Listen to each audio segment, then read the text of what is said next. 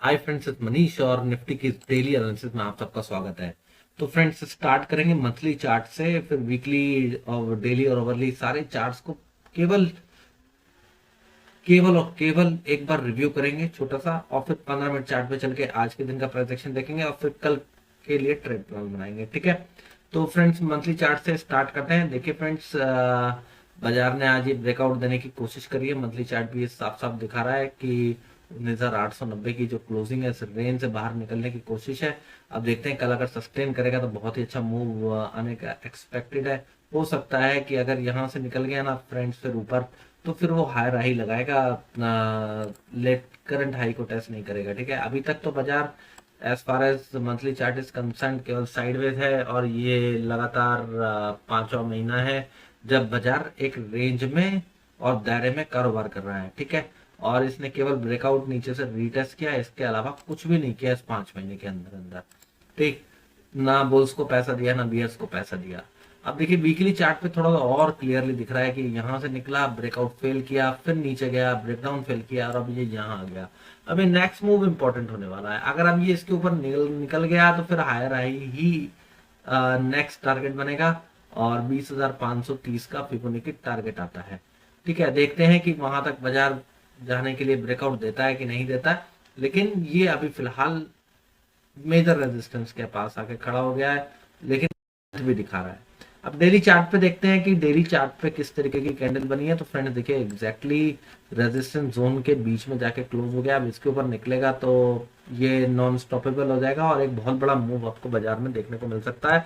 Otherwise यहाँ से हो सकता है कि ये एक पुल बैक दे, लेकिन ये केवल ट्रेंड लाइन का रीटेस्ट होगा, क्योंकि ट्रेंड लाइन यहाँ बनी है, और यहाँ पे उस ट्रेंड लाइन का एक कंफर्मेशन टाइप मिल जाएगा, और फिर उसके बाद ऊपर जाके कहीं रीटेस्ट हो सकता है।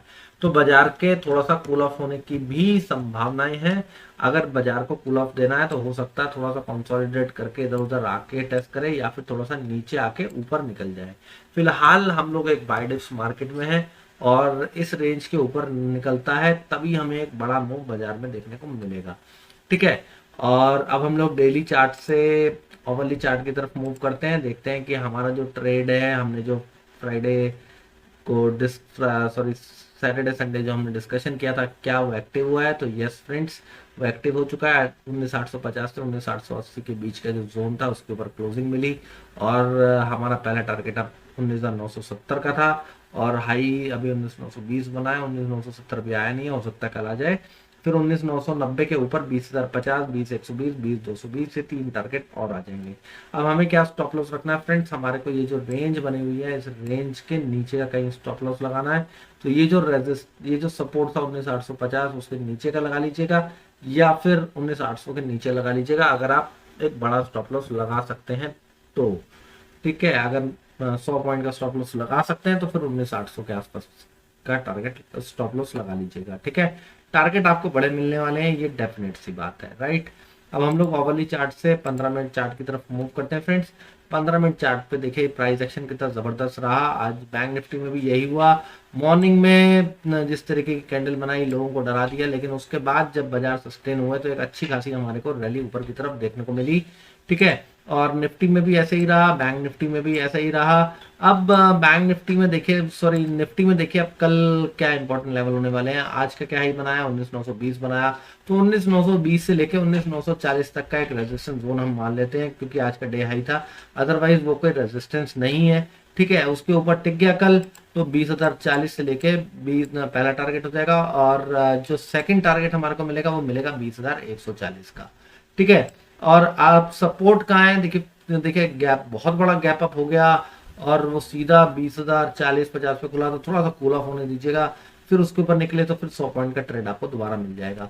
अगर फ्लैट खुलता है और नीचे आता है तो हमारे लिए इंपॉर्टेंट सपोर्ट होगा 19,850 से 19,880।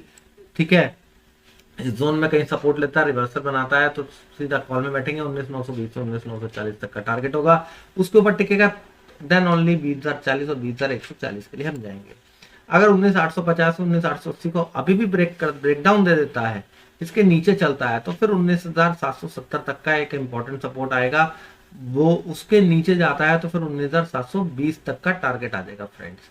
ठीक है, देखिए 19,850 से 19,880 इंपॉर्टेंट है, इसलिए क्योंकि ये ब्रेकआउट है। अगर ब्रेकआउट फेल होता है तो फिर फ्रेंड्स 19,850 के नीचे तो फिर ये ट्रेंड लाइन भी ब्रेक हो जाएगी, तो फिर 19,770 बहुत तेजी से आएगा।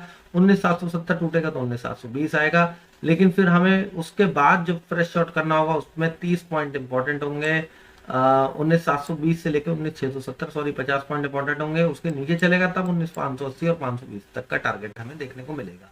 ठीक है, हम ये चाहते हैं कि बाजार सीधा सीधा ऊपर निकल जाए, क्योंकि बाय डिप्स है, मार्केट है, और ऊपर के जो टारगेट पूरे करने हैं वो बाजार पूरे कर ले।